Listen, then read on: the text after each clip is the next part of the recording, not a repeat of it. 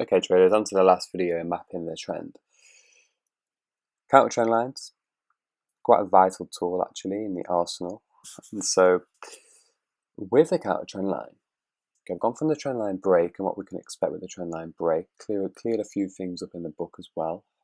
So the trend line topics category on the whole in the Astro FX book is it's quite big. It's quite big. There's a lot of information in there as well. So if you use that in conjunction with these videos, it'll clear a lot of things up. And again, once more, the trade examples at the end and also the live weekly breakdowns are going to clear a lot of this up as well in real time. So don't worry.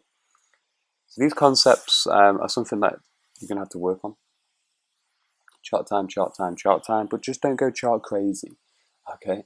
So once you've got a gist of the overall trend, the market direction, then we can step into the counter trend lines. We're using the counter trend lines on the 4 hour and the 2 hour, sometimes on the hourly. That's more or less going to be super intraday if we're going down to the hourly time frame, but I don't suggest going there just yet because you can get a little bit too confused and you'll be looking for too many counter trend lines. It's just a mess. And I've already mentioned in the last video, you only want to be using this tool if there's a clear trend direction. You can't really use this in cut areas of market consolidation and so forth. Okay, so let's just get started then. So anyway, at the end of the book, there's a checklist. I might put it up shortly. But for now, I'm on page 111, and I'm just going to more or less talk through this concept here.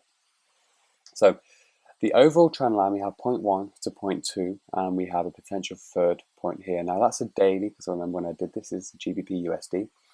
The blue one is the daily. The area across there is a weekly area of resistance at 1.5 or monthly, I can't remember. Actually, no, it's a monthly area of resistance. 1.58, sorry, which I have modified since then. Okay. So what we can see here, we've gone from point 1 to point 2. I've countered the overall trend direction and momentum. Obviously, I couldn't trade this one here or this one here. Actually, you could have traded this one here if you spotted this at an early rate. But remember, we want to wait for the legs to unfold on point 1 and 2. So we have point 3 over here. Now the third bounce and stuff, that rule does not apply to counter trend lines. These are simply tools we want to plot onto the chart in order to await the market to break through them and create new lows after. So we're not going for, let's say, the third bounce on a counter trend line. No, we're not going for a target of 0.2 or 0.1. Sometimes, yeah, we can go for 0.1 as a target upon a break. But the counter trend line is a standalone tool, so just remember that, guys. So anyway, we're down on the 4 hour, 2 hour at the moment. So 0.1, 0.2 gone across, and the same concept of crossover, breakout. So where I've highlighted the green, MA cross and breakout, short sell, MA cross and breakout, short sell. That is where you're going to be placing your sell. So remember, there's a time at the edge of your charts on any time frame below a daily, which is going to count down the hours or minutes there is until that candle actually forms. So just remember that. So wait for the candlestick to form.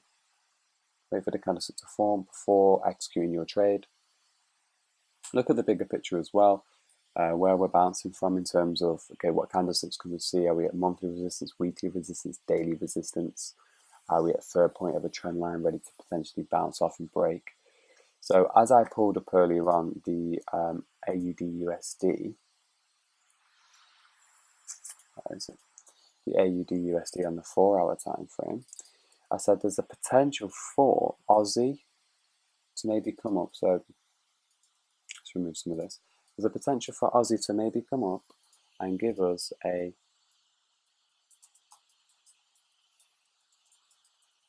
third bounce short.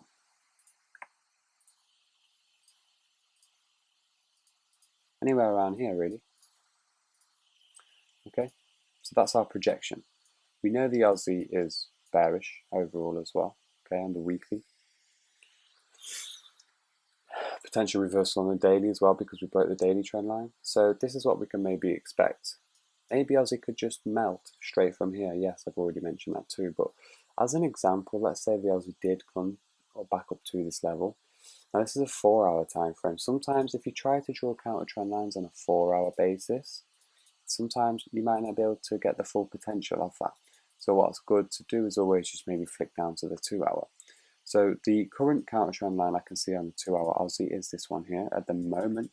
So a safe entry would be wait for the crossover to occur, wait for the price to dribble down, break through, the candle to close on the 2-hour time frame, then sell. Stops would have to go above the last highs.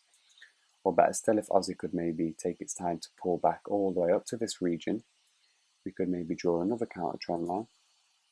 If the price structure gives us the ability to do that, which would look something like that there, wait for it to bounce, form a reversal around this point here. So at the third bounce, we're just below the daily area of resistance, wait for the breakout, close, go short, and then follow the lead there.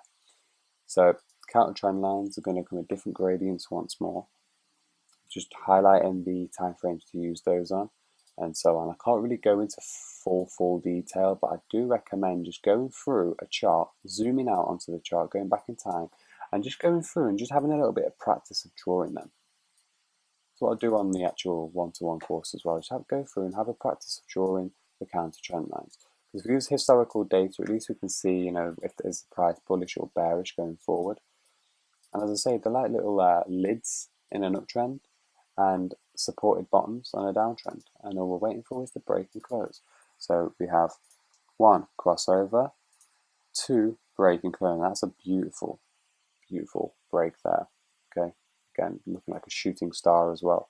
Short into new lows, made new lows.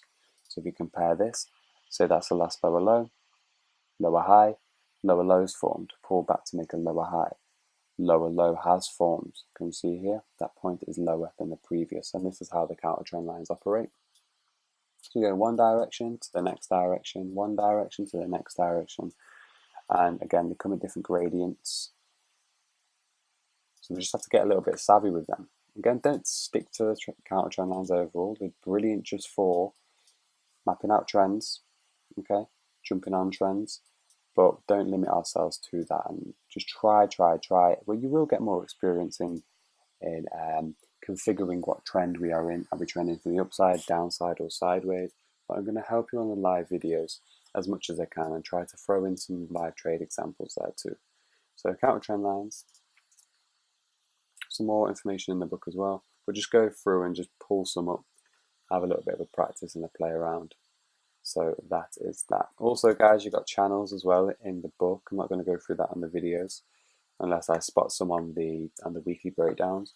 We can go through and read that as well. Yeah, and some more examples there. So that's the end of the trend line section, to be honest, mapping out the trends. I hope that's helped. Next, I'm going to go into Fibonacci, which is quite an interesting section and one of my favorites personally. So that's that counter trend line application. 4-hour, 2-hour in the direction of the overall trend. Looking for the moving average crossover and the breakout. Thank you.